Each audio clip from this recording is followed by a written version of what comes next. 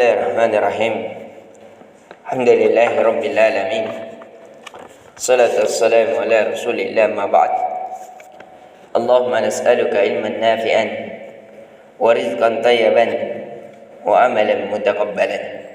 Assalamualaikum warahmatullahi wabarakatuh. Alhamdulillah, kita kembali memuji Allah Azza wa Jalla dan mengagungkannya dengan cara melakukan ketaatan kepadanya dan berusaha untuk tidak bermaksiat kepadanya. Dan ketaatan yang paling utama kepada Allah Azza wa Jalla adalah merasakan di dalam jiwa rasa takut kepadanya dan mencintai orang yang dicintainya.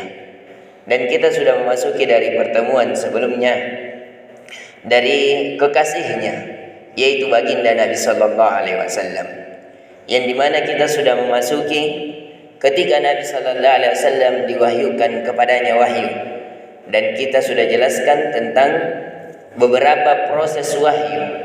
Ada wahyu yang langsung Allah berbicara kepadanya, contohnya ketika Nabi Sallallahu Alaihi Wasallam Isra Mi'raj, Allah langsung mewajibkan kepadanya secara langsung. Jadi Nabi kita Sallallahu Alaihi Wasallam berbicara langsung dengan Allah, sebagaimana dengan Nabi Musa alaihissalam, sehingga dia digelar kalamullah. Dia termasuk orang-orang yang mampu berbicara dengan Allah. Yang kedua, dengan cara malaikat Jibril langsung datang, sebagaimana yang kita kisahkan kemarin. Nabi Sallallahu Alaihi Wasallam melihat langsung dengan mata zahirnya malaikat Jibril berada di ufuk, sehingga Nabi gemetar dan kembali ke istrinya, yaitu Khadijah radhiyallahu anha, yang dimana Nabi melihat itu bagaikan, jadi malaikat Jibril itu dia bersayap, dan sayapnya itu sebanyak 600 sayap.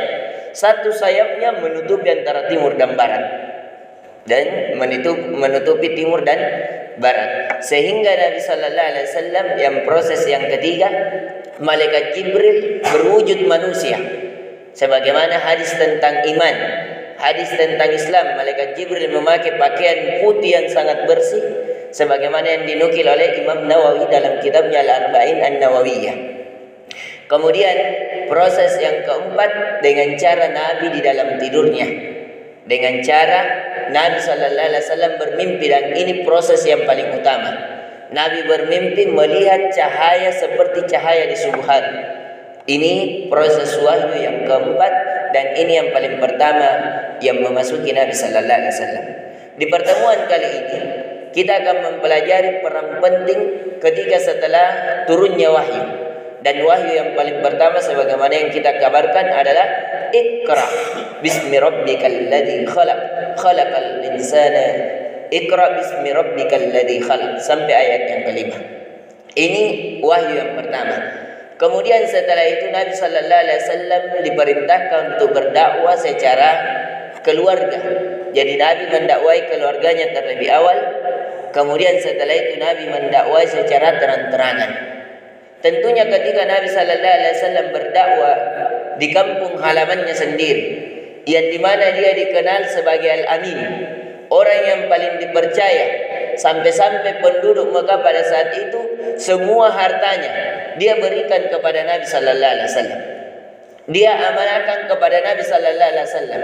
Dan peristiwa yang kita tidak kisahkan, pernah juga Ka'bah itu terjadi banjir bandang sampai Ka'bah hancur.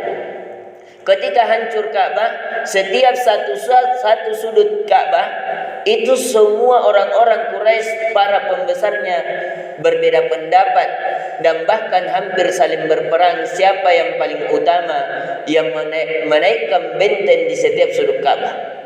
Bahkan yang paling dahsyatnya, ketika ingin menyimpang Hajar Aswad, semua kabilah-kabilah yang ada di sekitar Mekah hampir berperang dan saling membunuh.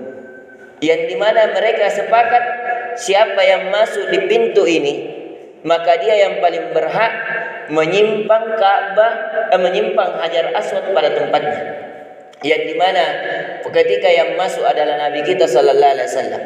Akhirnya mereka sepakat bahwa dia adalah orang yang paling dipercaya dan yang paling pantas, karena dia adalah orang yang terbaik di kalangan kita, nasabnya dan akhlaknya, sehingga Nabi yang masuk dan Nabi memberikan selendang, dan kemudian semua pemimpin yang ada di suku Mekah itu diberikan memegang, kemudian Nabi berjalan bersamanya, kemudian Nabi memasangkan Hajar Aswad pada Ka'bah. Dan ini terletak, bahkan saya ketika umrah melihat dari pintu Nabi sallallahu alaihi wasallam. Kalau orang berumrah, pintunya Nabi sallallahu alaihi wasallam itu tepat di bawah tempat sofa. Jadi kalau kita naik setelah tawaf di belakang makam Ibrahim, kita belok kanan, itu kan tempat naik sa'i. Naik di tempat sa'i, pas di tempat sa'i ada pintu sebelah kanan yang tertutup. Yang pas di tempatnya orang ditempatkan jenazah. Pintu yang tertutup itu adalah pintu Nabi sallallahu alaihi wasallam. Yang di depannya adalah hotel kerajaan.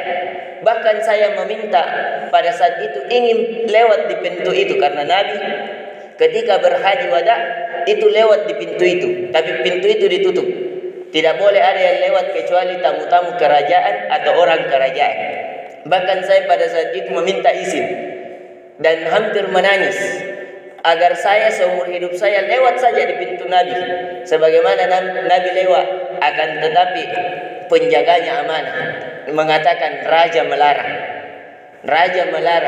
Akhirnya saya tidak bisa lewat di pintu itu karena pintu itu ditutup. Dan kalau kita keluar, kita akan lewat pintu itu. Karena orang di saat ini, kalau kita masuk, itu beda tempat masuknya, beda tempat keluarnya. Dan itu tepat kalau kita sa'i yang paling pertama kita naik di sofa, turun ke Marwah. Ada pintu di sebelah kanan, di tempat setelah jalan lari-lari kecil ingin jalan, ada pintu sebelah kanan. Itulah pintu Nabi sallallahu alaihi wasallam ketika memasuki Mekah. Ini pelajaran yang pertama dari kita, bahwasanya Nabi sallallahu alaihi wasallam dikenal Al-Amin.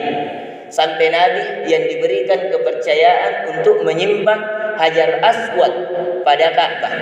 Dan yang kedua, ketika Nabi sallallahu alaihi wasallam berdakwah, itu ada yang menerima, ada yang menolak. Orang yang paling pertama masuk ke dalam Islam adalah istrinya, dari kalangan perempuan. Adapun dari kalangan laki-laki yang tertua adalah Abu Bakar radhiyallahu anhu, yang dikenal Abu Bakar As-Siddiq, orang yang paling dipercaya, orang yang paling jujur. Dan yang di kalangan anak-anak adalah Ali bin Abi Thalib. Pada saat itu Ali bin Abi Thalib masih berumur sekitar 7 sampai 9 tahun. Dia melihat Nabi kita sallallahu alaihi wasallam salat. Kemudian Ali bertanya, apa ini? Akhirnya Ali disuruh saja perintah ikuti salat. Kemudian Ali ketika dia salat, dia merasakan ketenangan dan merasakan kenyamanan, merasakan kenapa engkau ya Muhammad beribadah tidak seperti beribadah orang-orang di sekitar kafir Quraisy.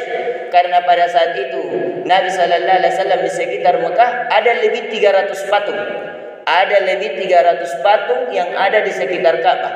Ada patung khusus untuk meminta rezeki, meminta hujan, meminta panas, untuk berada supaya dan selainnya.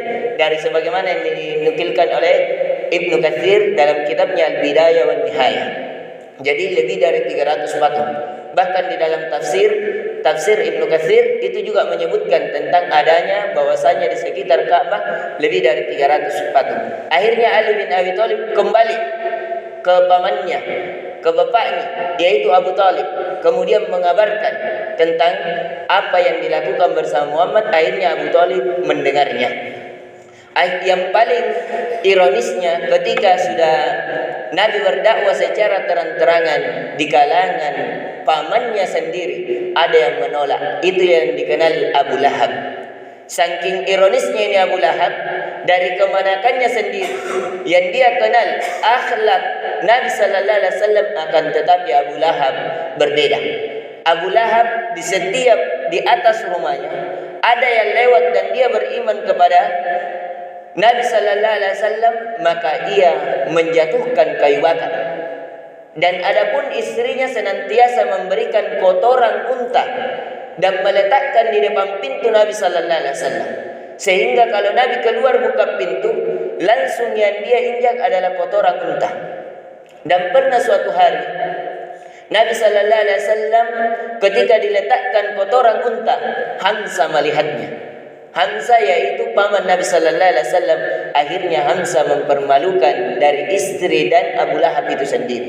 Akhirnya didatangi karena Hamzah adalah pelindung Nabi sallallahu alaihi wasallam, dan inilah yang terjadi di kalangan Arab. Inti dari pelajaran kita bahwasanya ketika turun wahyu ada yang menerima, ada yang menolak, dan yang menolak dari kalangan Nabi sallallahu alaihi wasallam.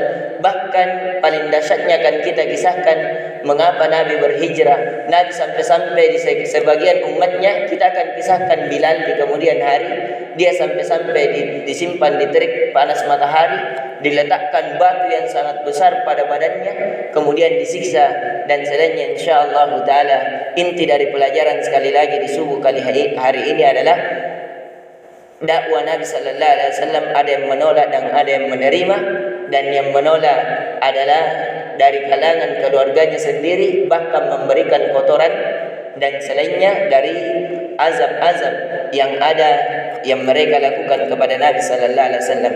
Ini yang bisa kita berikan, lebih dan kurangnya mohon dimaafkan karena waktu yang membatasi kita sehingga kisah-kisah yang kita kisahkan terputus.